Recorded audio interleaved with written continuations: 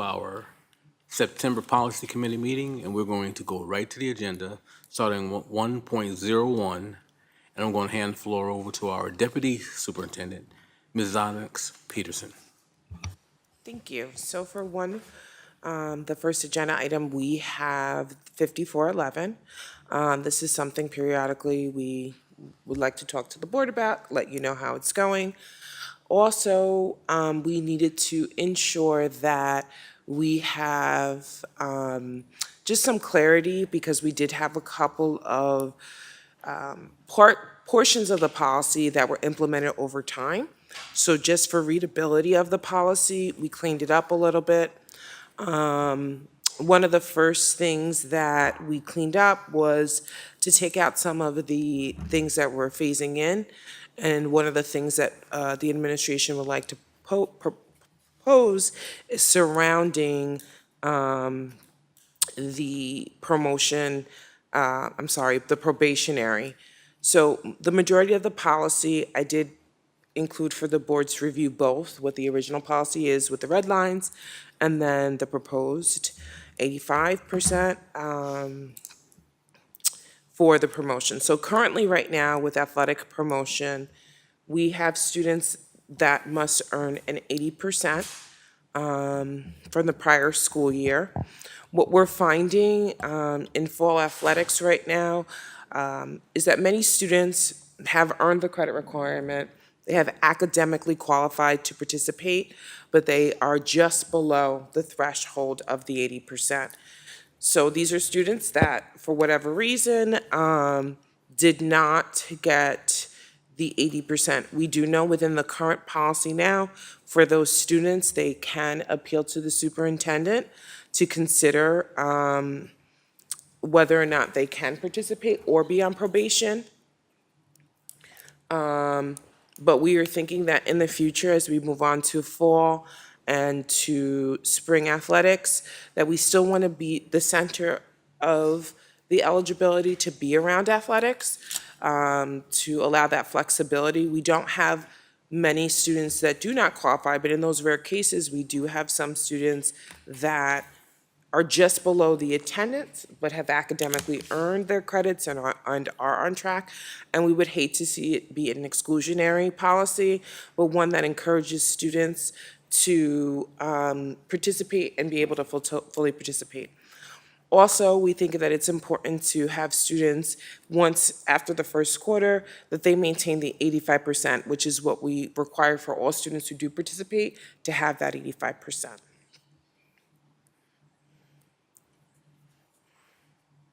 I don't know if there's any questions. Board members, any questions to Ms. Peterson in regards to 5411? Ms. Bergarelli. Yes. Thank you. I do like that change because it is such a short, roll it into fall, and if you don't have, you miss 1 or 2 days, it could be you're not playing. So, your attendance from the last year, absolutely, it's a good predictor of what you're already doing as far as eligibility. So I like that change. Ms. Burks, any questions? I know you just walked in. No. Okay. I too agree with this change. Over the years, I've always said, as a district, instead of being punitive, and it's always been about how are kids being made ineligible? And I think this goes along the lines in the narrative. How do we keep kids eligible? And it's something that's student friendly, but at the same time, it's still a number that's going to require the kids to be where they're supposed to be and be in class and do the things that they need to do. So I do like those changes. Ms. Peterson? I just also want to mention to the board that as a part of this policy, there was, last year you guys did, in an adjustment, you made it the absences that were going to be excused a lot more stringent, right? Mm-hmm. So we have a number of codes that will count against a student's eligibility, and this is also a way to kind of counteract some of that as well. So if a student, for whatever reason, had something that took them outside of that eligibility, it would give them the opportunity to appeal and be a part of. Students now and parents now, if a student has 79%, has earned the credits, and they want to play fall athletic, they still have the option. So I know that many students or parents may come to you and say, oh, the eligibility is not, my child isn't eligible, but I had this and this, please encourage them, they can, the last resort is to appeal to the superintendent for them to review. Now, this is only for the first semester, the first period, isn't it? It's No, I changed it so that it is for all. So if you're going for a spring sport or a winter sport, that we are still looking at overall attendance and we are still looking at academics. And through the work of our eligibility policy development, the main core is that we want students to cross academy field. So we felt it was important to keep the 445 credits and to keep academics at the center of the policy, making sure that students are earning that, but to give some flexibility around students who are earning the academic credits, but may, for whatever reason, not meet the attendance requirement. Ms. Burks? What if a student has done all of their requirements, but on our side, we didn't do what we have to do to make sure that they're on the list to be eligible to play fall sports? So then they're not able to register or sign up for fall sports, and then say it comes in the next day, but now it's too late to sign up because registration is passed. So what does the student do in that matter? So all students, the 4411, we did have a switch in the athletics department. That was probably one of my first tasks, to review that with Mr. Herrera and going through what that is supposed to be like. If those are concerned, they should definitely reach out to the athletic department. Day one of school, we did have the eligibility policy. Students were still allowed to sign up and participate. What I did see from the summer in supporting athletic department, Dr. Soto and I saw, is that we need to do a family and community engagement piece around final forms and athletic registration. So I've asked Mr. Herrera and Pam Peterson to schedule something so that it can be promoted during open houses, because I think that some of the eligibility, the concerns had to do with final forms and had to do with just making sure that we step through that process. So we do have that in the works, but if there is a concern about fall athletics, then to definitely reach out to Mr. Herrera, our athletic director. So would it still be too late for them to participate in fall athletics? I can check and get back to the board, but I don't think so. Ms. Peterson, I do have a question in regards to this. So I know when we've had this discussion in the past, my biggest concern has always been, are kids made aware of where they are in regards to the 85%, which is going to be now 75%? And what is that mechanism that we have in place to warn a student that they may be close, that you're harboring close to the 85%, another absence or another will knock you out of that area of to be able to compete? Is there something where the students are able to monitor on a daily basis, or someone getting in touch with students to let them know, hey, you're very close on the average daily attendance, you might want to buckle up and fly right? So we did, I think it's been about 2 years ago, added to all student and parent portal access their eligibility tab. So a student or a parent within Infinite Campus can click on their eligibility tab. We've also included that in their report card so that they can see the eligibility. So right now, a student, if they go into their parent portal, there's a link that says eligibility, and it gives them all the 5 categories. It's the same report that coaches would give, so they can see exactly where they are. Okay, I hate the last question, so I want to make sure we're dotting our I's and crossing our T's. Are we making sure that all parents are aware of this and they have an understanding of how their children are monitored in regards to average daily attendance? Because a lot of times I'll have parents approach me in public and say, well, I didn't know how to do this, or I wasn't aware of this. So what are we doing to make sure, and i.e. parent meetings with the coaches or team meetings where that is explained and it's something that we're made assured that parents are aware of what this situation entails? I think part of that, the reason why I asked Mr. Herrera to connect with FACE was that reason. Okay. To have those parents, especially as we go into, we weren't able to do it for the fall, but as we go into the winter sports and just in general, so parents understand what they can do to support their children, where they can find the information, and where they can access, and it's all through portal. It's right there. It allows them to see. It's color-coded, so if your child is in red.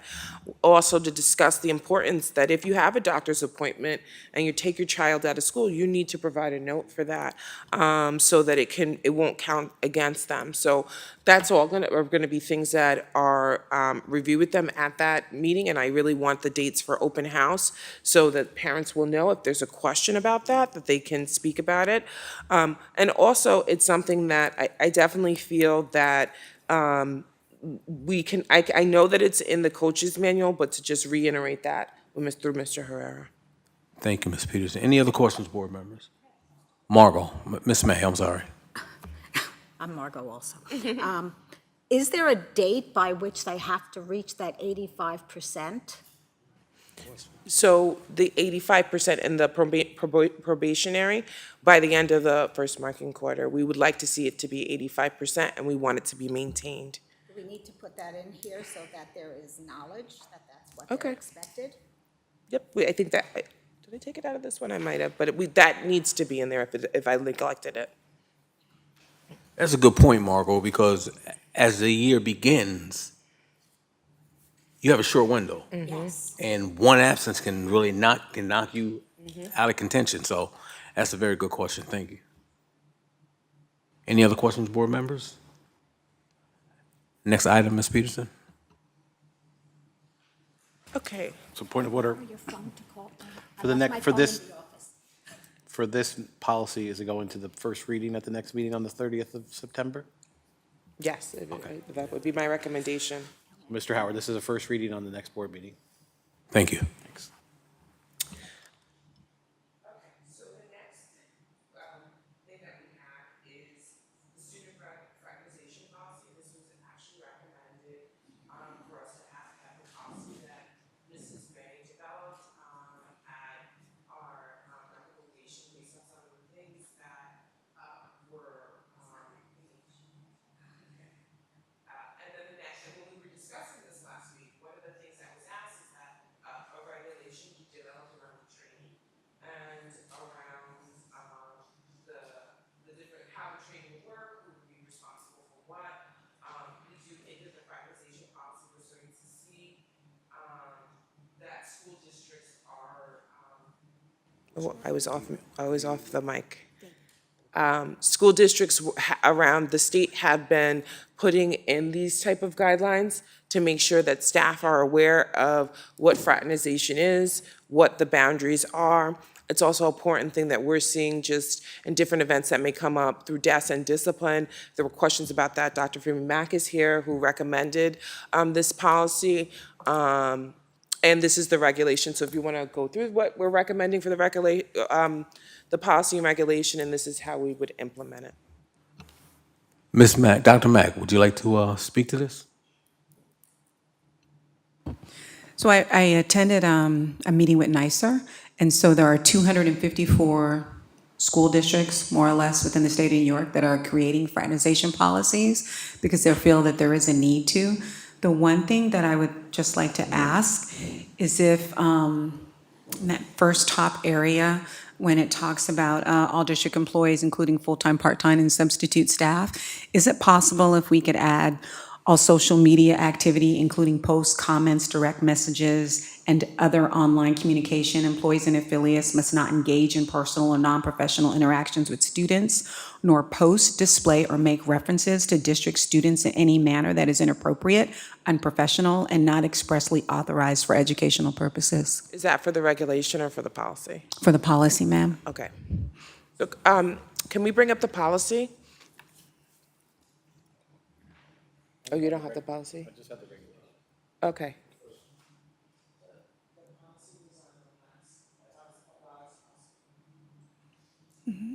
Also, we have a social media policy that pretty much says that as well. The social media policy doesn't state it quite like this.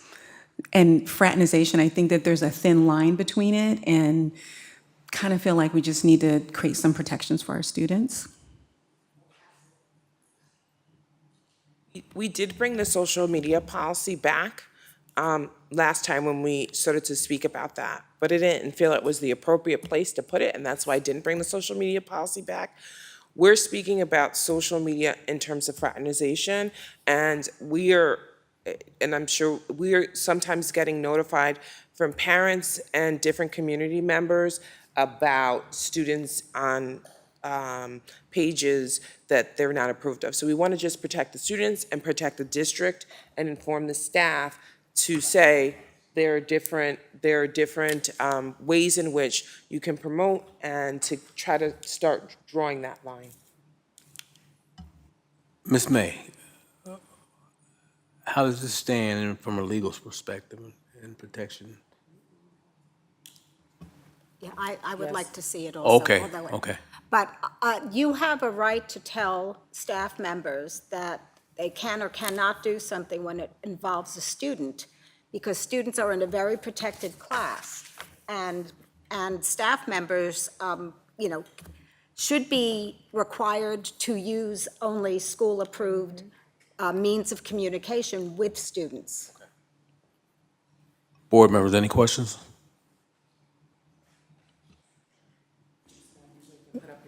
No, I was just, hopefully that this corresponds with, we just make sure that we do the due diligence of the policy and the regulation, not contradicting each other, which, I'm sure it'll happen, yeah.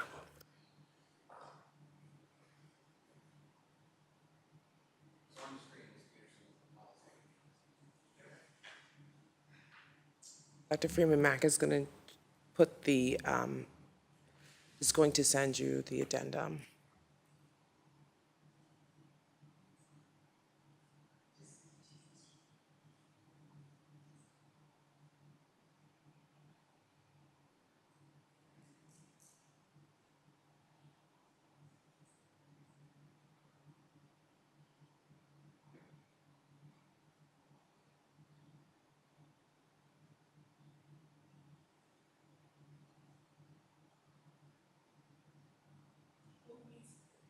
Who would need it to project it?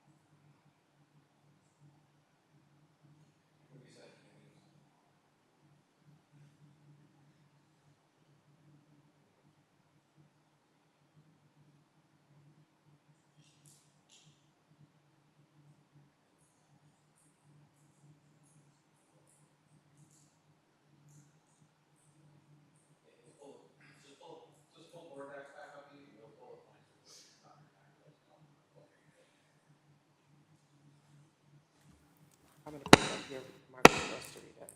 Can you just go over the first bullet point?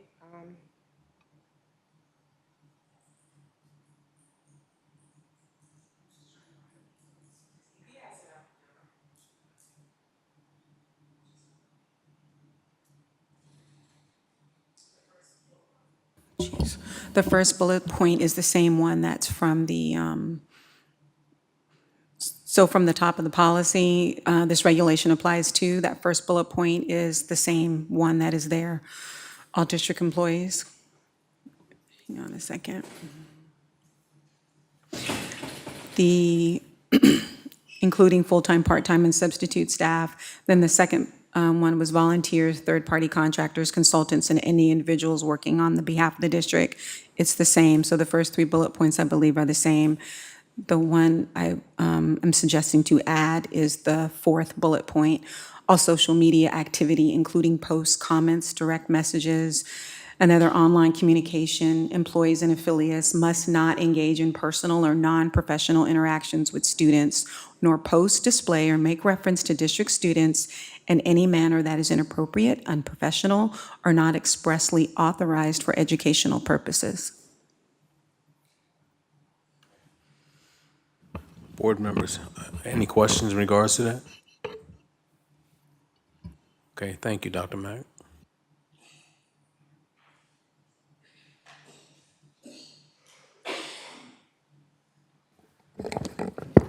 Okay, the next agenda item we have is petty cash, and that is actually meant for audit and finance. So that's, I had wrong committee.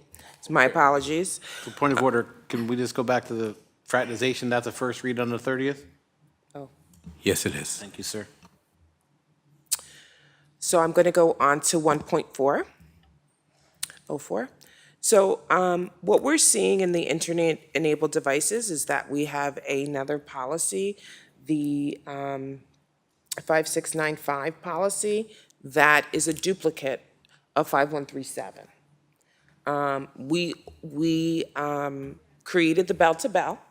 It's very similar. We went back and we reviewed it. There's another policy that we have as a part of the 4000s, which I'll speak about in a moment. But we feel that it's a duplication, and it can be abolished. Okay, board members, any questions? Okay. Okay. And 1.05, so under the NISBA policy review, next week, I do have a shared decision-making with the units scheduled to just review the changes that were proposed and the 4000s in its entirety, if there were any questions, concerns about that area.